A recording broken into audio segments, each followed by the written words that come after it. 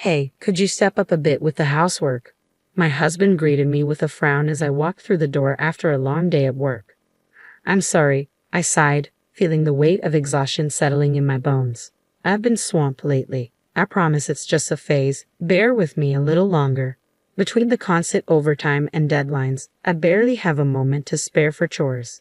I've been squeezing in laundry whenever I can, and the vacuuming. Well, I manage to give the living room a quick once-over in the mornings, but it's tough to tackle much else late at night. And meals. It's mostly been meal prep or takeout. I know I'm dropping the ball on the home front, and it's eating away at me. My name's Michelle. At 29, I'm navigating the grind of office life. Jake, my husband, unexpectedly popped back into my life about 3 years ago. We were classmates in middle school, but it wasn't until a chance encounter at a cafe that we reconnected. Small towns have a funny way of bringing people together, and there he was, sitting at a table adjacent to mine, like a scene ripped from a comic book. I couldn't help but wonder if it was fate. Although we swapped contact details then, our conversations remained sparse. It wasn't until a school reunion that our connection blossomed, spurred on by the encouragement of our friends. Jake and I had always clicked, so when he proposed a year into our relationship, I accepted almost instinctively. Perhaps it was the weight of societal expectations in our small town where early marriage was the norm that nudged me towards a quicker decision. Don't get me wrong, I do love Jake. But looking back, I wish I had paused to truly understand him better. Jake, having lived with his parents his whole life, is practically clueless when it comes to housework. Having lived independently before, I have my own routines and preferences, so I find myself preferring to tackle chores alone rather than dealing with half-hearted attempts at assistance. I'd assigned Jake the simple tasks of taking out the trash and cleaning the bathroom, while I handle the rest. About a month ago, my workload at the office kicked into overdrive with a flurry of overtime hours. To add to the chaos, a colleague recently embarked on maternity leave, dumping even more responsibilities on my plate. With my focus consumed by work, I found myself with less and less time for household chores, much to Jake's evident irritation. And then, finally, his frustration boiled over. Arriving home bone-tired, I was met with a barrage of complaints. Michelle, this is getting ridiculous. I need this outfit for tomorrow, and it's still unwashed. It's a simple task, just toss it in the washer and hang it out to dry. Why is that so hard? I hadn't managed to get to the laundry yesterday due to a late return home, and the morning rush left no room for it either. And yet another night of takeout, he lamented as I walked through the door. I work late again, and this is what I come home to. I'm sorry, but Jake wasn't about to simmer down. I mean, come on, I'm exhausted too when I get back, and this is what I get. He sighed heavily, his frustration palpable. His words ignited a fire within me. Excuse me, then why not lend a hand with the chores? If it's as simple as tossing clothes in the washer and hanging them out to dry, why not take some initiative? And dinner once in a while wouldn't hurt, would it? It's not like you're the sole provider here. We split the bills, and I'm shouldering all the chores you can't be bothered with, so enough with the complaints. As the words tumbled out, I felt a weight lift off my chest, even if just momentarily. But predictably, Jake didn't share my sense of liberation. Is that how a wife should speak? His comment reignited my fury. What do you mean? I'd gladly take on those responsibilities if I were a stay-at-home wife. But if I quit my job, could we really survive on your salary alone? We agreed not to take that route when we tied the knot, remember? And didn't we also agree to support each other during hectic times? With those cutting words, Jake dropped a bombshell. Oh, classic Michelle. If you're so dedicated to your career, why not focus on that alone?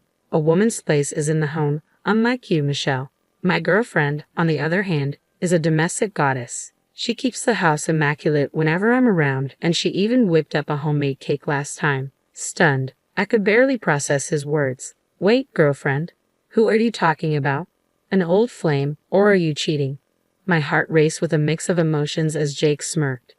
You've aged, Michelle. She's stunning, and to top it off, she's the daughter of the CEO.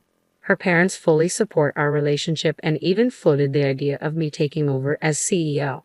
Then, shockingly, Jake slid divorce papers across the table. That's why you need to fill these out. I'll be leaving tomorrow. Caught off guard, I struggled to comprehend. Hold on, Jake. Are you saying you're having an affair and divorcing me to marry your mistress? With a mocking grin, Jake nodded. That's the gist of it. I'll even offer whatever settlement you desire.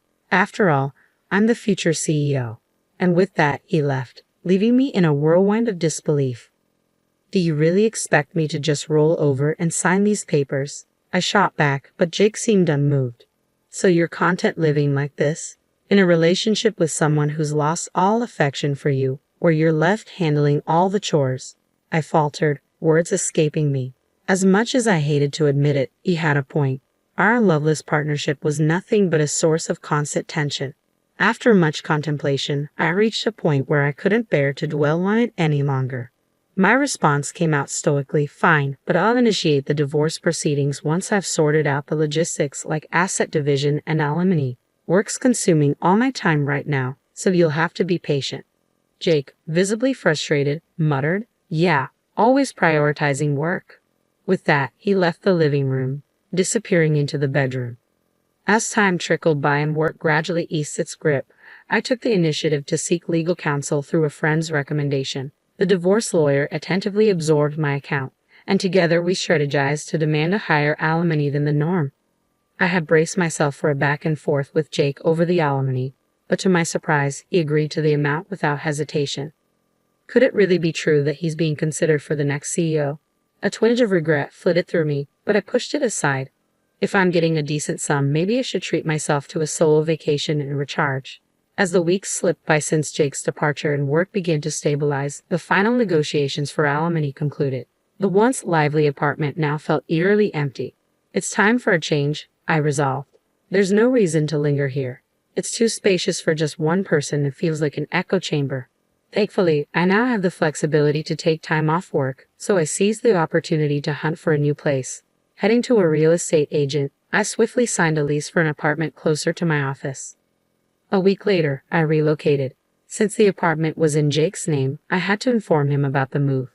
Almost immediately, he called. Do you honestly think leaving our apartment filled with memories is the right decision? Isn't it lonely living in a strange place all by yourself? You haven't forgotten about us, have you? Maybe it's better to dwell in the past. His arrogance dripped from every word, condescending and dismissive. With each passing day, his attitude only fueled my anger. I realized I no longer harbored any affection for Jake. No matter how many times I tried to communicate that I had moved on, Jake persisted with his conceited remarks like stop pretending or don't act tough. Fed up with the conversation, I asserted firmly, could you please settle the alimony soon? Once that's done, I can proceed with filing the divorce papers. Yeah, got it. I'll settle it within the week, so go ahead and prepare those divorce papers. My girlfriend's parents insist we only live together once we're officially married, hence the hotel stay. Quit my job too. Just taking a breather for now, I guess. It seemed Jake had made the decision to leave his job in preparation for this career shift. Then he drops the bomb about submitting the marriage license, planning a lavish wedding, and moving into his mistress's father's mansion to start their newlywed life. He's in a rush to get that license submitted, claims the families have already met, but something about it all feels fishy. Jake's parents are usually sensible people, so it's strange they'd entertain the idea of a second marriage before the divorce is even finalized.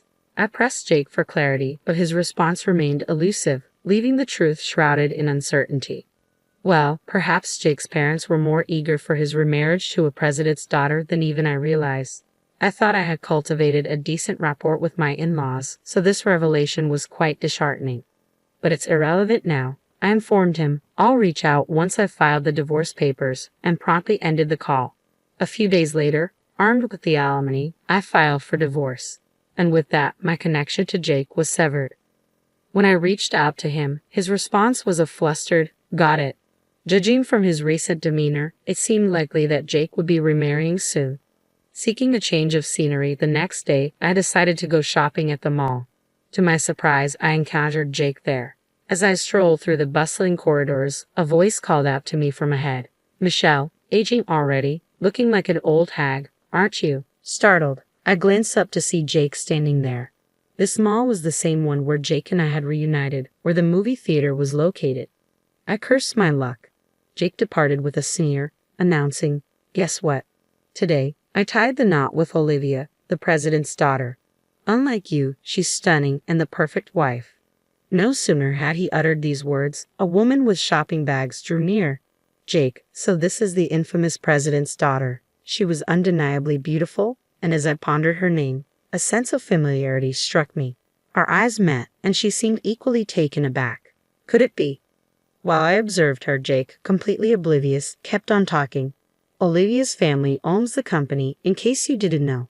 Paying no heed to Olivia's subtle urging to leave, Jake proceeded to enlighten me about her family. I'm set to become the next CEO of their company. Pretty unbelievable, right? At that moment, I couldn't contain my laughter. Jake stared at me blankly, while Olivia avoided meeting my gaze. So you've already remarried, huh?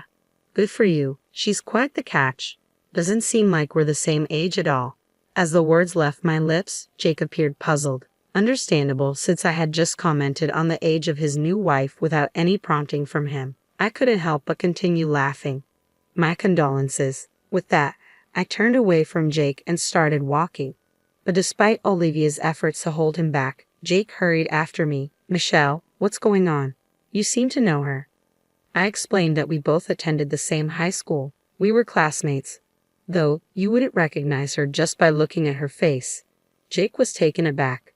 It's great you found yourself such a beautiful wife. But then again, she ought to be, considering the amount of money she's spent on plastic surgery. As it turned out, Olivia and I were classmates in high school. At first, her face didn't ring any bells, but when Jake started discussing Olivia's family, it all clicked into place. I'd never been fond of Olivia. She had a knack for flaunting her wealth. Back in school, I had a bit of a reputation thanks to my achievements in the sports club, and it seemed Olivia didn't appreciate that. She used to taunt me, claiming I lacked femininity because of my involvement in sports, among other things. Olivia had a habit of putting others down, which earned her the disdain of many of our classmates. During our recent class reunion, Olivia's absence didn't stop her from being the hot topic. Word had it she underwent plastic surgery to address her facial insecurities and had since become a fixture on the party circuit. Remember the girl Jay referred to as ugly when he saw on a graduation album? I distinctly recall informing him that she was the CEO's daughter. At that memory, Jake's complexion turned ashen. I wouldn't trade it for all the money in the world, he had scoffed. As the memory flooded back to Jake, his face flushed crimson, and he rounded on Olivia, bellowing, "Have you been deceiving me this whole time?" A heated argument erupted between Jake and Olivia. Amidst their shouting match, it became apparent that they had crossed paths at one of these parties, and Olivia had been completely smitten with Jake. With a brazen display of audacity, Olivia shot back, "I didn't lie. I just didn't volunteer the information because you never asked." Jake seemed on the brink of exploding in fury, but Olivia cut him off. "I've been patiently waiting for you to end things with Michelle, your current girlfriend. Besides, it's not exactly subtle that I'll eventually join my father's company. I could even reside in a luxurious apartment.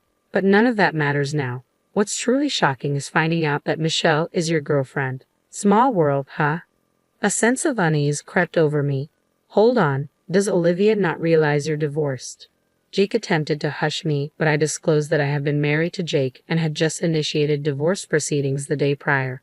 Olivia was rendered speechless. Pressing on, I added, "In fact, I spoke with Jake's mother yesterday to inform her of the divorce.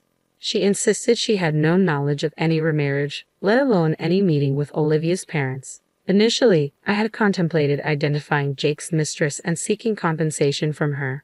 However, since Jake had agreed to a settlement higher than the market rate, I hadn't bothered pursuing his affair further, but to discover he was concealing his marital status. That's marital fraud, isn't it?" Their faces drained of color, and they exchanged tense words, but I decided it was time for me to exit the scene. A few days later, I received a message from Olivia through one of our classmates. "Please keep this between us," she pleaded, along with a sum of money she labeled as compensation for my troubles. It felt more like hush money, but truth be told, I had no intention of spreading the word.